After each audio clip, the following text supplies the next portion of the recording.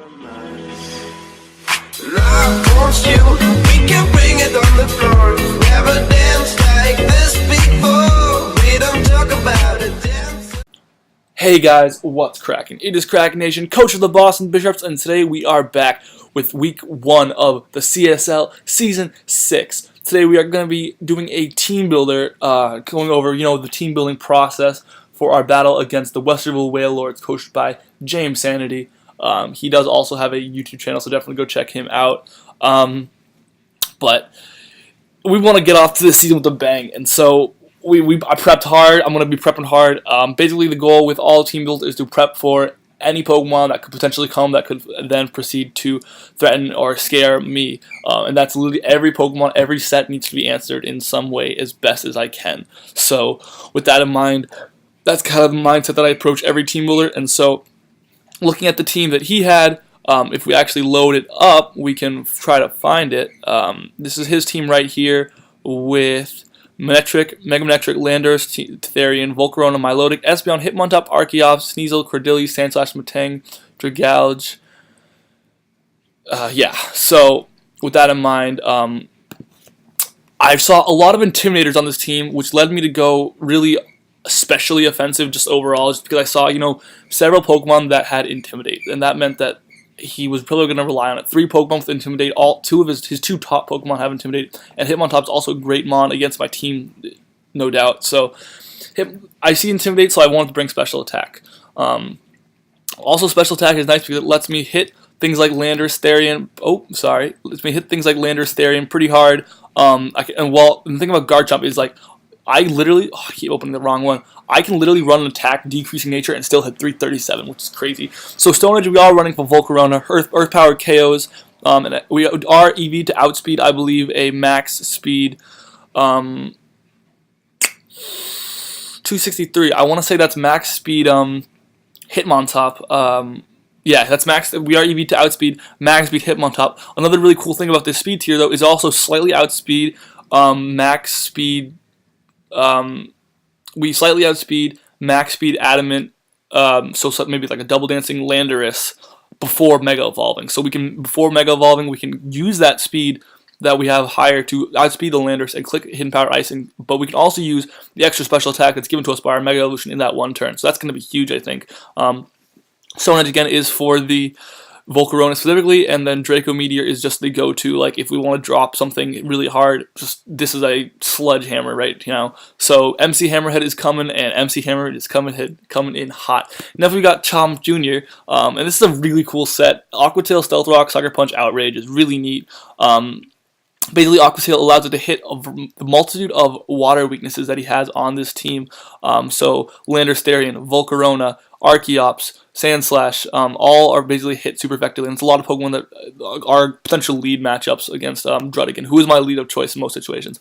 What's really cool about Mold Breaker, Drudigan, running this EV spread, is that this is enough EV to guarantee live a Choice Specs Espeon's Dazzling Gleam. From there, we can set up Stealth Rocks, and either Sucker Punch or Outrage or whatnot. Custap Berry is cool because in a lot of situations, Drudigan actually ends up taking hits pretty well. It's fairly bulky, so it can take the hits and then be dropped into Custap range and get off a really powerful Outrage is the hope.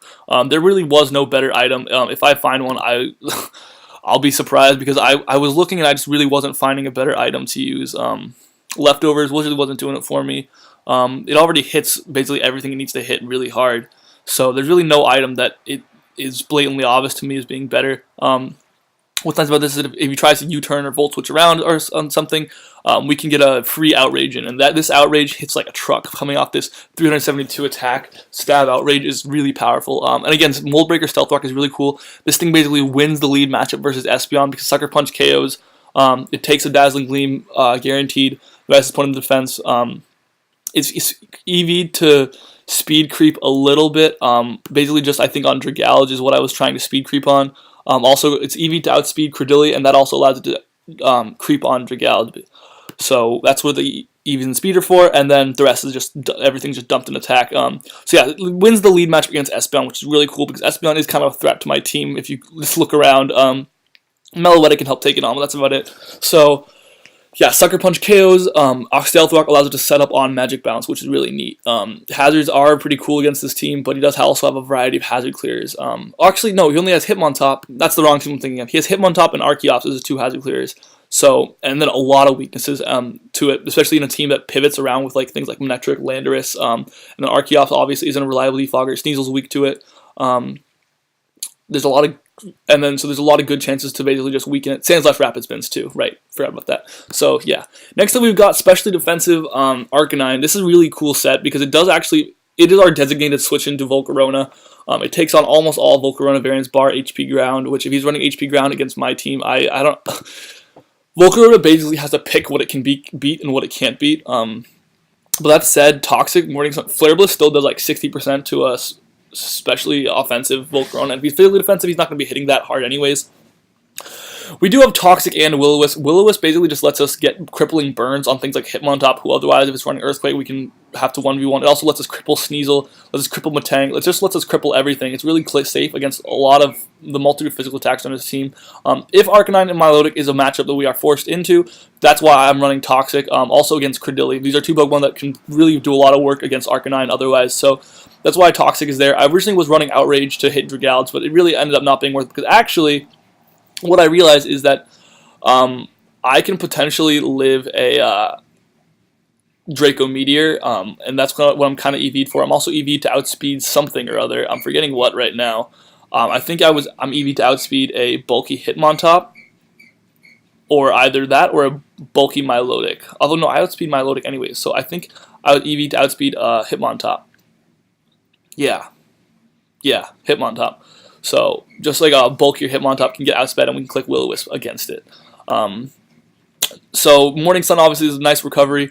Flare Blitz, Will-O-Wisp, and Toxic. This is a pretty cool set because it does allow us to take on special attackers as well as physical attackers with Intimidate. It is also a perfect switch into Sneasel. And with the given EVs, it can. I think Knockoff isn't even a Knockoff is a 3-hit KO, and we can obviously Flare Blitz or Will-O-Wisp back. That is after an Intimidate boost, I should say. After Intimidate drop, Knockoff becomes a 2-hit KO from, I think, like Life Orb Sneasel. Next up, we've got Meloetta with Assault Vest. So Side Shock, Energy Ball, Knockoff, Drain Punch. Pretty weird set. I realize Drain Punch basically allows us to bop Sneasel real hard and heal up on it in the situation where, because I think Meloetta is able to take 1 Knockoff. The given EV spread is basically just to outspeed Hitmontop again, same speed tier as Garchomp, and then kill Hitmontop, because basically Hitmontop is this team's only reliable defogger, I should say spinner, that I'm expecting to come. I have a lot of ways to beat Sandslash that I am also bringing, so I'm not really too worried about it if it does come. I don't think he's going to bring both, is the other thing. So this thing basically can outspeed Hitmontop, max speed Hitmontop, and Psyshock the crap out of it. Energy Ball allows it to hit Sandslash and guaranteed KO on bulky Sandslash. If he's Assault Vest, I don't think we do. Although I think it's bulky Sandslash can take it, offensive cannot. We do also outspeed Sandslash. It does a 50 guaranteed 2-hit KO on even Spadef Milotic, I'm pretty sure. So it basically just hits those 2 things that are all good answers. Psyshock also hits Volcarona super hard, although Volcarona is hard. I am running Knockoff because that does hit Espeon as well as it's a safe move against a lot of this team. Things like Metang. I didn't really need to run Shadow Ball for Metang. And then, so basically Psyshock, Psyshock is like the move of choice 90% of the time. I didn't run Hyper Voice because it really doesn't hit anything that hard.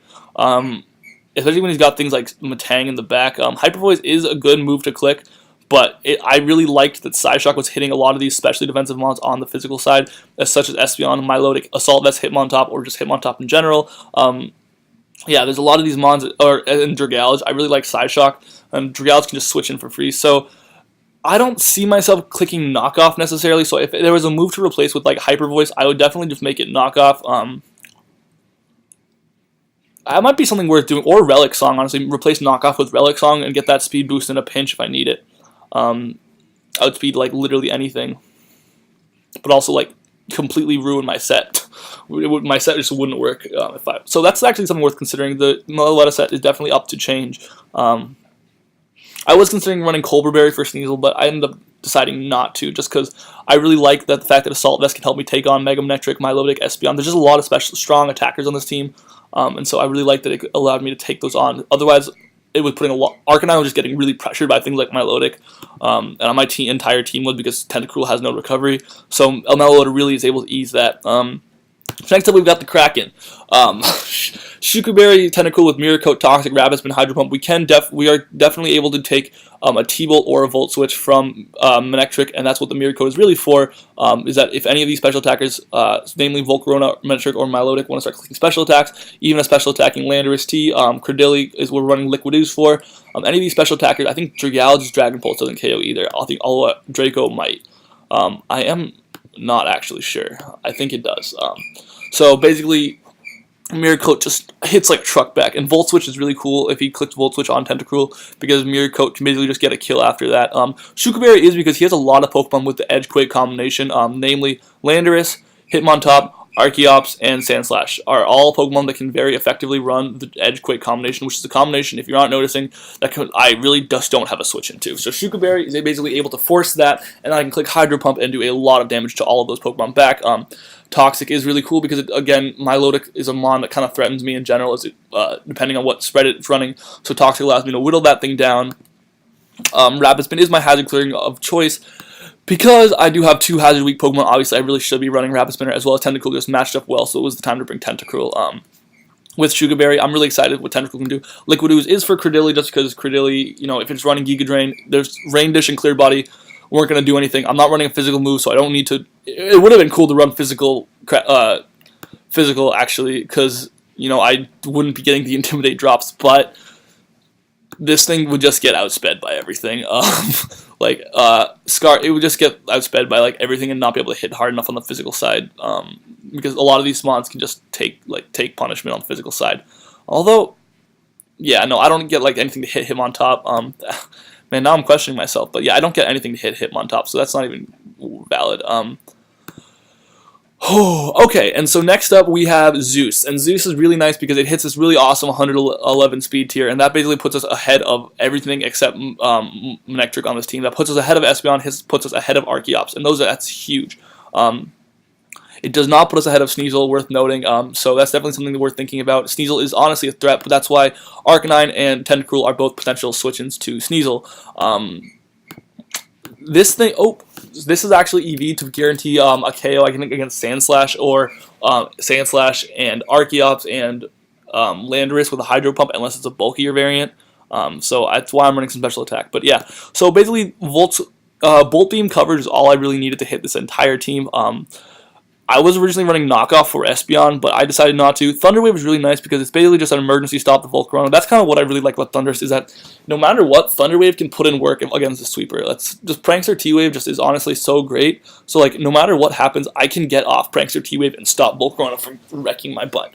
I have ways to kill it after that. So I can come with and Psyshock it. I can come in and Outrage it. I can come in and Stone Edge it or something. There are ways to kill it on my team once it's T-Wave. So it really can't ever threaten me too much. All I have to do is get Thundurus in on a free switch, which, at the point in the game where he's sweeping with Volcarona, hopefully I'm able to make those plays. But beyond that, yeah, Volt Switch is just obviously for some pivoting initiative. I didn't bring Victini, which I originally was planning on bringing, but I didn't. I replaced Victini with Meloetta just because Meloetta really took pressure off of Arcanine and Tentacruel to be my two defensive Pokemon.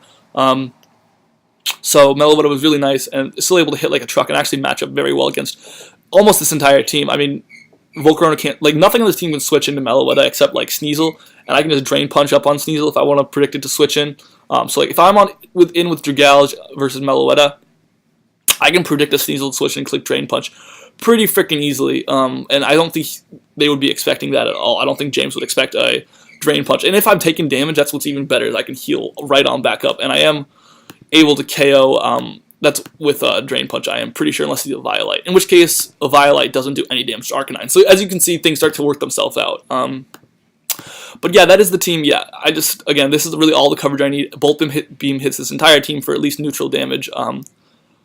So, it threatens Milotic, it threatens Landorus. Manectric Mega is obviously kind of a threat because I can't really hit it that hard, but it's really well answered by the rest of my team, actually. Hits Hitmontop, Archeops is KO'd if it's a lead matchup. Sneasel is KO'd, Credilli is KO'd. Yeah, it just does so much work. Anyways, I hope you guys enjoyed this video. If you did, leave a comment, rate, subscribe, all that good stuff. It is always very appreciated. Wish me luck in week 1, guys. Hopefully, we're going to be able to kill it. James is a good player, and I think he goes underrated a lot. But I hope you guys enjoyed this video, and I will see you guys later. Kraken Nation, out. So we are just going to click protect, I'm thinking. And see if we can get a high jump kick.